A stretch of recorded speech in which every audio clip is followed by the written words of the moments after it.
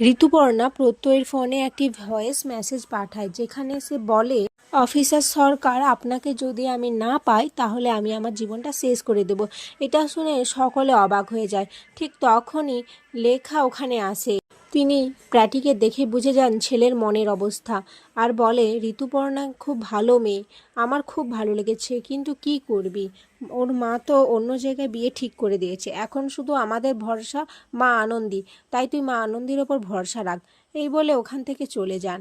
প্র্যাটি বলে, মা আনন্দী আমার কুল রক্ষা করবে, আমাকে বাঁচাবে, মা আনন্দী তুমিই কিছু একটা করতে পারো। তখনই কথা একটি কার্ডবোর্ডে লিখে ক্ষমা চায় অগ্নির কাছে। অগ্নি এসব দেখে বলে, এ কি, তুই একটা সিরিয়াস কথা হচ্ছে আর তুই এসব শুরু করে দিয়েছিস।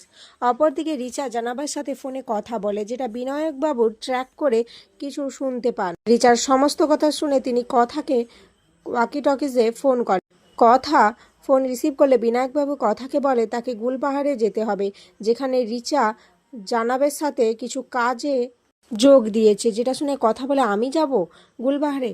তখন বিনায়কবাবু বলেন, কথা কলি, দেশের স্বার্থ সবার আগে, দেশ আমাদের মা, তাই দেশের জন্য ভয় করলে হবে না। ঠিক তখনই এভি চলে আসে। কথা ফোনটা খুব সন্তর্পণে লুকিয়ে দেয়। এভি কথাকে দেখে সন্দেহ করার বলেন, তুই নিশ্চয়ই কিছু একটা লুকোচ্ছিস।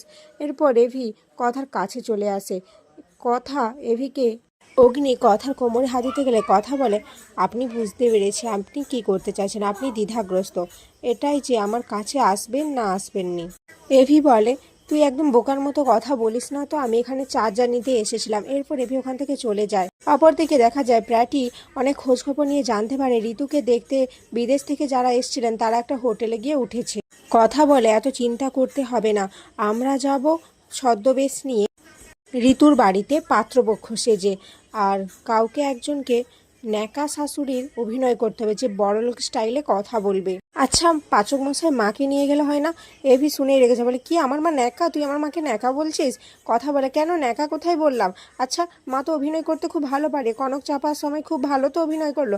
এরপর কথা ঋতুকে ফোন করে বলে পাত্রপক্ষকে ফোন করে কিভাবে ভাঙচি দিতে হবে বিয়েতে। কথার কথা শুনে ঋতুপর্ণা সঙ্গে সঙ্গে পাত্রপক্ষের মাকে ফোন করে বলে, আপনারা যে মেয়েকে দেখতে আসছেন সেই মেয়ের চরিত্র খুবই খারাপ, অনেকগুলো ছেলেকে নাচাচ্ছে। তখন পাত্রের মা বলে, কিন্তু আপনি কে, এসব কথা আপনি কিভাবে জানলেন? ঋতু বলে, আমি তো প্রতিবেশী, আর আমার ছেলেটাই তো ওর 25তম বয়ফ্রেন্ড। এটা শুনেই পাত্রপক্ষের মা ক্যান্সেল করে দেয় বিয়ে। এরপর সঞ্চিতা এলে সঞ্চিতাকে সবাই মিলে কনফারেন্স করলে সঞ্চিতা প্রত্যয়ের মুখের দিকে তাকিয়ে রাজি হয়ে যায়।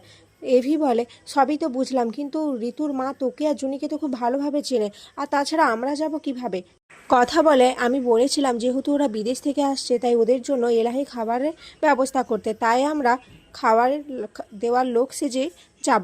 আর আপনি যদি যেতে না চান, অভিনয় করতে না চান, তাহলে আপনি না হয় পাচকগিরিই করবেন। আর এখানে আজকের পর্ব শেষ হয়েছে।